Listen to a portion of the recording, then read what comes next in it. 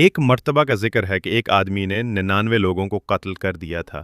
اپنی سنگین گناہوں کے باوجود اس کے دل میں پشیمانی پیدا ہوئی اور وہ توبہ کرنا چاہتا تھا۔ اس نے کسی رہنما کی تلاش شروع کی۔ سب سے پہلے وہ ایک عبادت گزار راہب کے پاس گیا اور پوچھا، کیا میرے لیے اللہ کی مغفرت کی کوئی امید ہے؟ راہب اس کے قتل کی تعداد دیکھ کر حیران رہ گیا اور جواب دیا، نہیں، تمہارے جیسے شخص کے لیے کوئی معافی نہیں۔ یہ سن کر وہ شخص غصے میں آ گیا اور اس راہب کو بھی قتل کر دیا۔ یوں مقتولین کی تعداد 100 ہو گئی، لیکن وہ شخص پھر بھی باز نہ آیا۔ وہ تلاش کرتا رہا یہاں تک کہ ایک عالم دین کے پاس پہنچا۔ اس نے پھر وہی سوال کیا، کیا اللہ ایسے شخص کو معاف کر سکتا ہے جس نے 100 قتل کیے ہوں؟ عالم نے حکمت کے ساتھ جواب دیا، کون ہے جو اللہ کی رحمت کے درمیان رکاوٹ بن سکے؟ بے شک اللہ تمہیں معاف فرما سکتا ہے، لیکن شرط یہ ہے کہ تم اپنے اس گناہگار بستی کو چھوڑ دو اور ایسی جگہ چلے جاؤ جہاں نیک لوگ بستے ہیں، وہاں نئی زندگی شروع کرو اور سچی توبہ کرو۔ وہ شخص فوراً راضی ہو گیا اور ہجرت کے ارادے سے نکل پڑا، لیکن راستے ہی میں اس کی موت واقع ہو گئی۔ اب رحمت کے فرشتے اور عذاب کے فرشتے اس کی روح کے بارے میں جھگڑنے لگے۔ رحمت کے فرشتے کہنے لگے، یہ توبہ کے ارادے سے نیک بستی کی طرف جا رہا تھا، یہ ہمارا ہے۔ جبکہ عذاب کے فرشتے کہنے لگے، یہ تو 100 قتل کر چکا ہے، یہ ہمارا ہے۔ اللہ تعالیٰ نے حکم دیا کہ زمین کو ناپا جائے، اگر وہ نیک بستی کے قریب ہے تو اسے بخش دیا جائے گا۔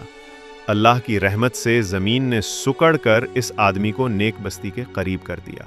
چنانچہ رحمت کے فرشتوں نے اس کی روح قبض کر لی۔ بہت زمانہ پہلے بابل کی سرزمین میں ایک نیک اور سمجھدار نوجوان رہتا تھا جس کا نام ابراہیم علیہ السلام تھا۔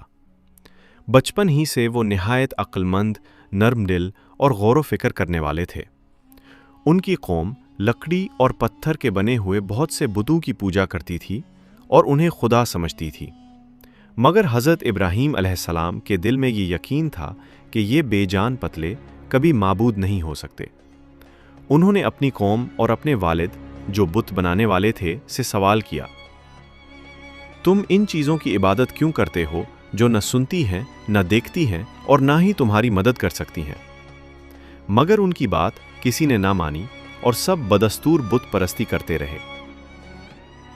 ایک دن جب لوگ بستی چھوڑ کر میلے کے لیے گئے ہوئے تھے، حضرت ابراہیم علیہ السلام بت خانہ میں داخل ہوئے اور سارے بت توڑ دیے، صرف سب سے بڑے بت کو چھوڑ دیا اور کلہاڑی اس کے ہاتھ میں رکھ دی۔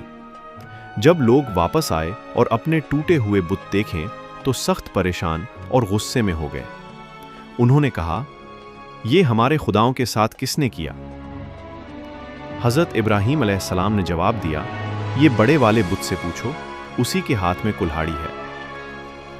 قوم نے کہا، تم جانتے ہو یہ نہ بول سکتے ہیں نہ کچھ کر سکتے ہیں۔ اس پر حضرت ابراہیم علیہ السلام نے فرمایا، تو پھر تم کیوں ان کی عبادت کرتے ہو جو نہ بول سکتے ہیں، نہ سن سکتے ہیں، نہ اپنی حفاظت کر سکتے ہیں؟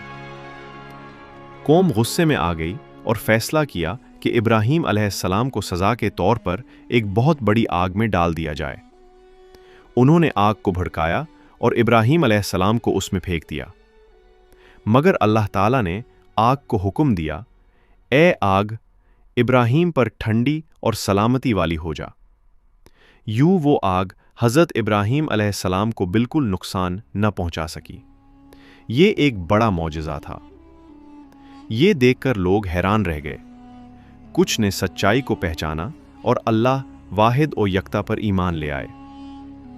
یہ واقعہ ہمیں یہ سبق دیتا ہے کہ صرف ایک اللہ پر ایمان لانا چاہیے اور حق پر ڈٹے رہنا چاہیے، چاہے مشکلات کتنی ہی بڑی کیوں نہ ہوں۔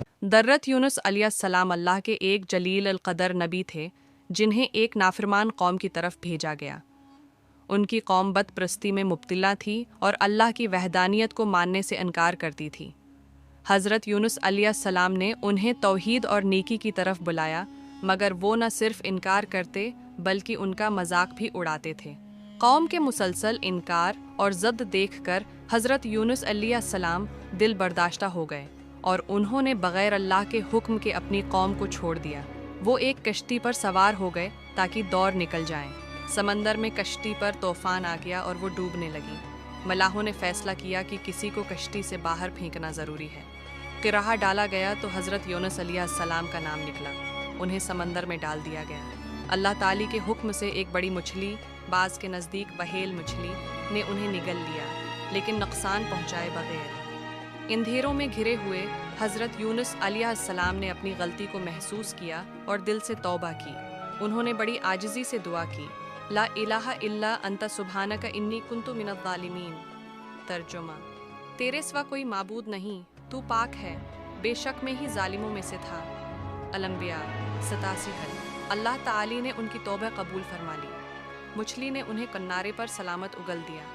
بعد میں جب وہ اپنی قوم کے پاس واپس آئے تو اس بار وہ ایمان لے آئے۔ اللہ نے ان سب کو معاف کر دیا اور ان پر اپنی رحمت نازل فرمائی۔